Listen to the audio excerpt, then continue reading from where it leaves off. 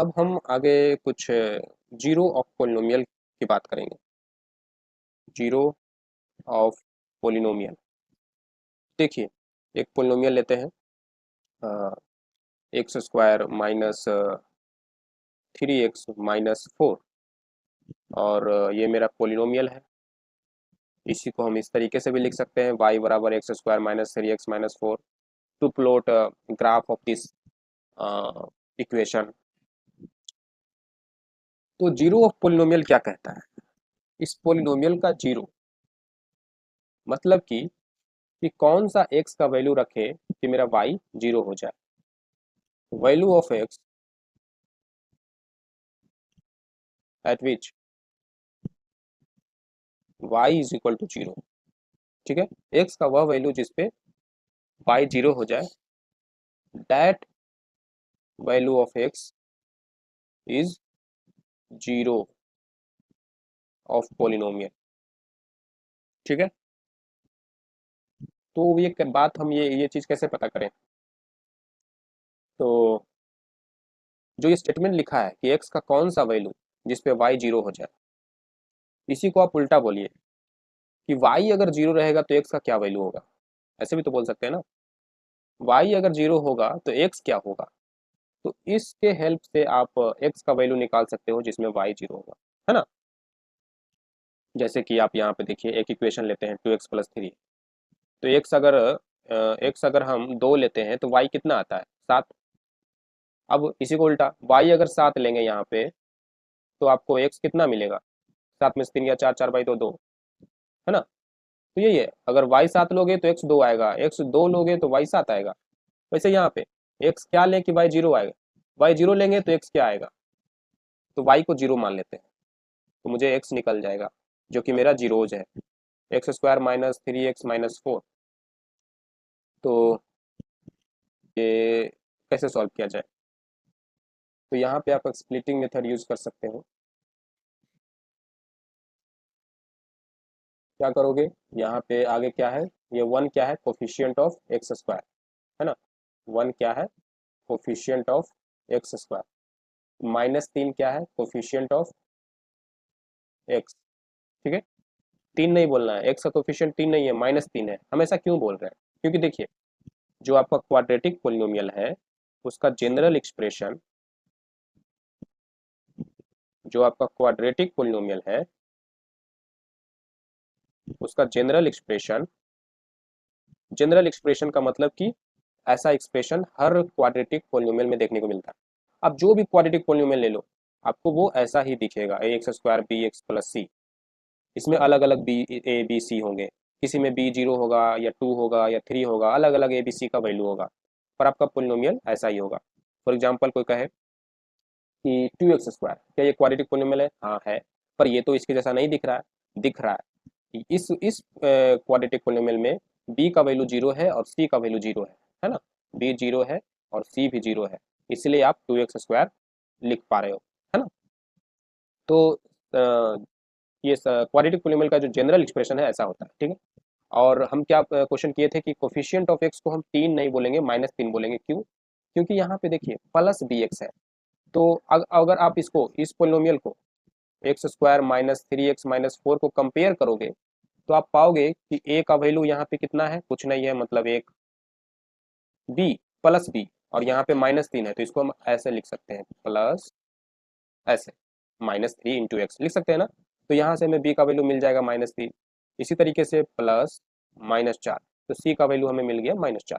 तो ये इसके पीछे का कारण है। हाँ, तो अब स्प्लिटिंग मेथड यूज करते हैं और इसमें हम वो x निकालते हैं।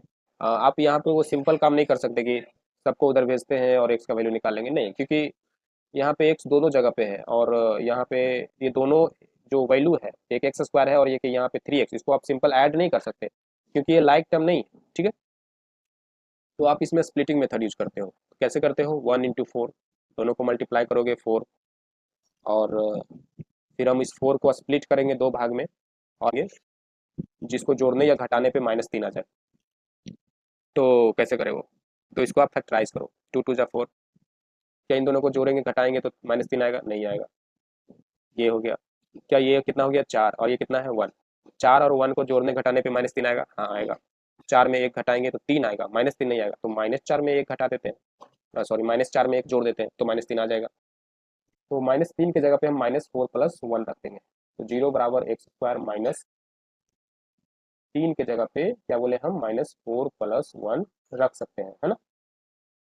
और यहाँ पे क्या, यहाँ पे प्लस देना पड़ेगा, अगर हम कुछ नहीं देंगे तो यहाँ लगेगा कि गुना हो रहा है, ठीक है। -4, अब इसको हम मल्टीप्लाई करते हैं, x² -4x + x -4, और फिर हम यहाँ पे ये दोनों में देखिए कॉमन है तो कॉमन लेते हैं, x -4 + x -4, 0 बराबर x -4, यहाँ x -4 था तो ले लिए, और यहाँ पे x -4 ले लेंगे तो क्या बचेगा 1, तो x यहाँ पे x बचा और यहाँ पे 1। तो ये अब देखिए इन दोनों का प्रोडक्ट किए तो 0 आया, इसका मतलब पक्का है कि दोनों में से कोई एक 0 होगा, है ना, तभी तो 0 आया गुना करने पे, या दोनों 0 होगा। तो दोनों को बारी बारी से 0 करते हैं, x -4 = 0 then x = 4, similarly here x + 1 = 0 then x = -1। तो 4 and -1 are zeros of polynomial, ये आपका जीरोज हुआ। तो ये जो अभी हमने जीरोज निकाला ये क्वाड्रेटिक पोलिनोमियल का निकाला है, ठीक है। ऐसे ही आप लीनियर पोलिनोमियल और क्यूबिक पोलिनोमियल का निकाल सकते हो, जीरोज है ये, ठीक है। और इसी तरीके से और लीनियर पोलिनोमियल का जीरोज निकालते हैं। तो लीनियर पोलिनोमियल जैसे quadratic polynomial ax² + bx + c इस तरीके से दिखता है ना। तो लीनियर पोलिनोमियल का भी जनरल एक्सप्रेशन होता है,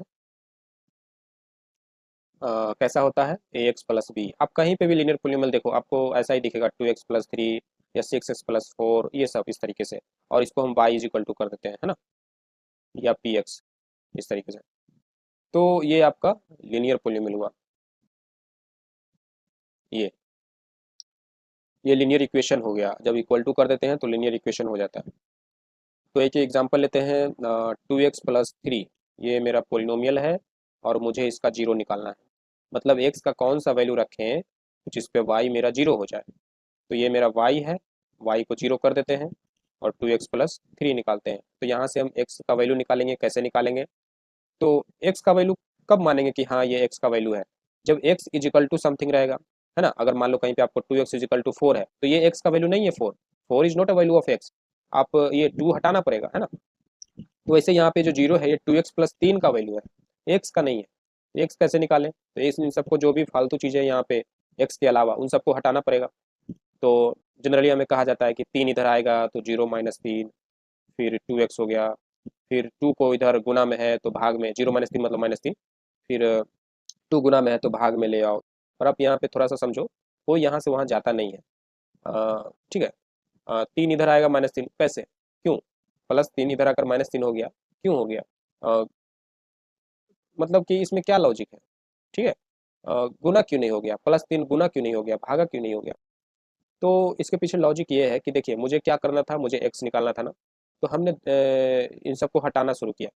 3 को हटाएं, कैसे हटाएंगे, तो +3 है तो उसको हटाने का क्या तरीका है, माइनस कर दो। तो दोनों तरफ हम माइनस किए, जो भी करेंगे दोनों तरफ करेंगे, ठीक है। जैसे आप जब दुकान गए होगे तो एक इस तरीके से तराजू रहता है ना, ठीक है। और जो दुकानदार होता है जितना वेट यहाँ पे रखता है उतना ही वेट की सामान यहाँ पे रखता है ना, दोनों तरफ बराबर रखता है। जैसे कि मान लो आप बोले 5 किलो चीनी देना है, तो यहाँ 5 किलो का वेट रखेगा और यहाँ 5 किलो चीनी डालेगा, ठीक है। और आप फिर बोले नहीं मुझे 3 kg ही चाहिए, तो इसमें से 5 किलो हटाकर 3 kg रखेगा। तो इसमें से 5 किलो से 3 किलो कैसे किया, 2 किलो हटाकर किया। तो जब इसमें से 2 किलो हटाया, माइनस किया 2 किलो, तो इसमें भी 2 किलो चीनी खत्म करता है। तो जो इधर माइनस करता है, जो चीज़ काम इधर करता है वो इधर ही बढ़ाना होता है, तो वैसे ही जो इधर बढ़ाता है तो इधर भी बढ़ाता है, और जितना इधर बढ़ाता है उतना इधर बढ़ाता है। तो वही काम यहाँ पे भी करना है, ये LHS है, ये RHS है, दोनों को बराबर रखना है। तो एक तरफ घटा दोगे एक तरफ नहीं घटाओगे तो फिर तो वो गड़बड़ हो जाएगा ना, फिर वो बराबर होगा ही नहीं। तो दोनों तरफ माइनस करते हैं, तो 0 - 3, 2x + 3 -3, 3 3 कट गया, तो ये वाला कंडीशन मेरे पास आ गया ना, ये इक्वेशन। फिर वैसे ही 2 को हटाना है तो दोनों तरफ 2 से भाग कर दो, तो देखिए 2 2 कट गया, 1x हो गया, यहाँ -3/2 हो गया। तो ये वास्तव में होता है ना कि कोई इधर से उधर जाता है। तो ये x का वैल्यू जो आया है मेरे पास, ये मेरा जीरोज है, zeros of zero of polynomial एक है ना, तो जीरो।